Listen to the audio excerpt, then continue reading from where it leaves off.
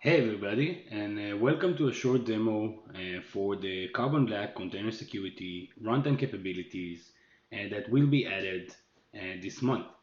Um, in this version, what we are adding for the Carbon Black container security capabilities is the anomaly detection for network behavior, basically adding additional layers of information or malicious activity identification on the networking and visibility map that we already introduced in the last version. So if I will just, as a recap, go back, we have under inventory Kubernetes network, our networking map. And our networking map allows us to basically see all the different connectivities to different namespaces inside the cluster. You can see different applications like the Acme Fitness one, or the Sock Shop, or Boutique app. And you can see a new application that I've created called Net Demo.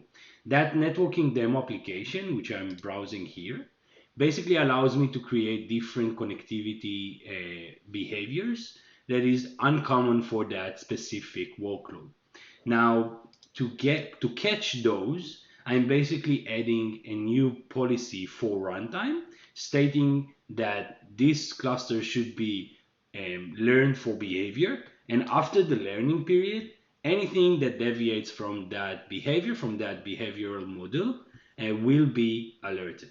So let's start with the policy and then create a couple of malicious activities on the cluster itself.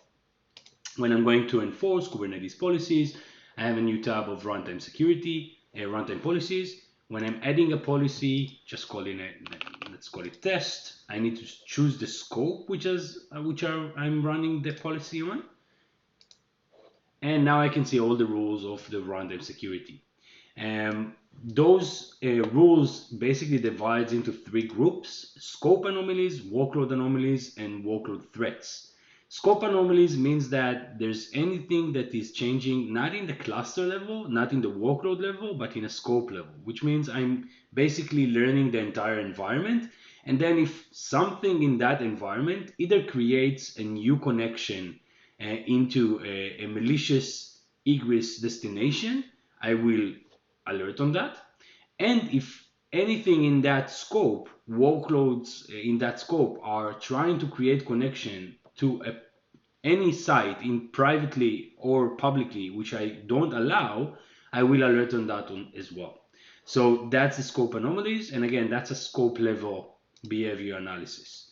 Workload anomalies addresses one specific workload, and you will see the difference in the demo for the alerts as well. And in this case, what I'm trying to understand is if the workload is behaving exactly as it should, not just from egress connectivity, but also ingress if someone is trying to reach out to it, or internally if it's trying to get and reach other workloads inside the cluster or other services inside the cluster. And workload threats, we are starting by detecting port scan either internally inside the cluster or externally from outside the cluster. If I want to add those rules, I can either decide basic, moderate, or strict.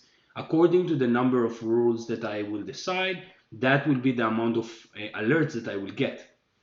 The basic means the most critical events will get to my dashboard or to my alerts page. And the strict means I just want to have everything. I can just add all the 13 rules and I can decide if I want to mark it as alert or monitor. The difference between alert and monitor is in the alerts page, you will have alerts. If you're choosing monitor, you need to actually filter that alerts page for observed events. So it's not going to be popping up in a red as alert, but you still have an indication for that. It's a good way to start just monitoring the environment and understanding what's going on. In the next page, I'm basically seeing all the rules that I've requested, and I can see the learning period for the models. Learning period means the time in the point in time where the model is transitioning from learning to alerting. So 7 days, I will learn the behavior of the scope of the workload, and after 7 days, I will start getting alerts. I can also choose a less time frame, like 2 days or 1 day. But in this case, the more days that I will learn, the better model I will have, and then I will get exactly the alerts that I need. Once I'm doing enable policy, that will start a learning, the learning phase for the model. Now let's get back, because I already have a policy that I've pre-created, and it's running on my scope. And basically I can see already alerts that is getting from that policy. Now I'm gonna create different malicious activities, like connect to a malicious website, port scan internally, port scanning externally, and curl to host. Let's do google.com. Now that application is running inside the net demo pod. So basically that's creating different behaviors from the workload, which is inside the net demo application. I'm going back to my dev03, and that's the workload that basically creates all the behaviors. Now you can already see on the right side, just by clicking on that namespace, that I have alerts in the runtime. I have internal port scan that was created, egress port scan. There's different allowed public destinations that was created, and medium and low risk egress connections, and egress and ingress connections. Now, if I will click on that workload, I can see exactly what's related into this specific workload, which is basically everything. And if I will click on view more, I will see the workload page. Inside that workload page, we have the runtime tab that basically states what's the model, what's that specific workload should behave like, and that's exactly what it should.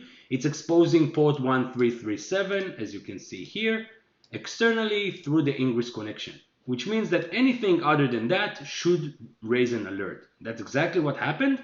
If I will click on the alerts from that page, now I'm diverted into the alerts page. Now in this case, what I want to do is I want to just see that net demo, and that's exactly what I'm seeing. I can see also dismissed alerts, but what I care about is those new ones that I've just created.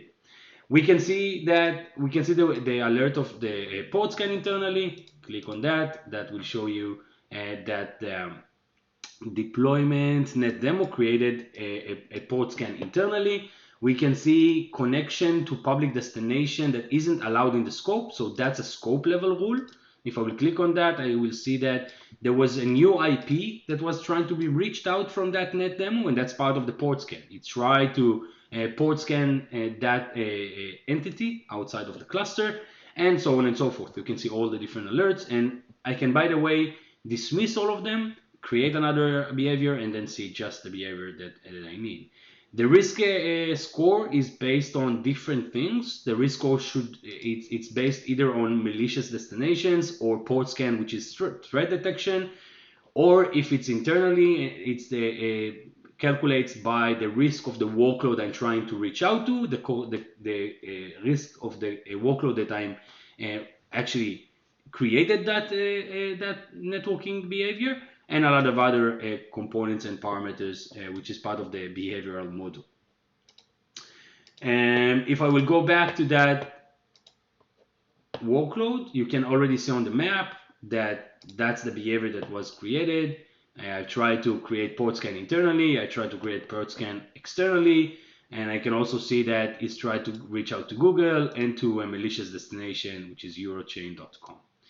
And that was a short intro of the Carbon Black runtime security added capabilities in the new version that will come out this month. Hope you enjoyed that, and stay tuned for the next release. Thank you.